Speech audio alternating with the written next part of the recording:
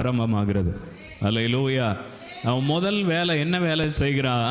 கர்த்தரை தேடுவதற்கு தனக்கும் தன்னுடைய மக்களுக்கும் தடையாக நிற்கிற இவைகள் எல்லாவற்றையும் அவன் தேசத்திலிருந்து அப்புறப்படுத்துகிறான்.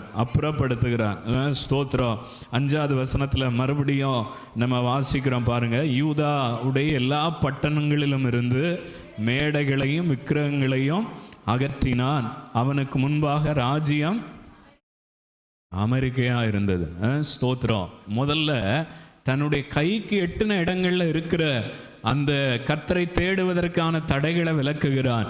2வது, அங்க பட்டணம் முழுவதிலையும் அப்படி வாசிக்கிறோம். யூதாவுடைய எல்லா பட்டணங்களிலும் என்ன இருந்துச்சா? மேடைகளும் விக்கிரகங்களும் இருந்ததாக வாசிக்கிறோம். ஆண்டவர் பகைக்கிற, ஆண்டவர் வெறுக்கிற மிக முக்கியமான காரியங்கள்ல ஒன்று, அவர் ஸ்தானத்தில்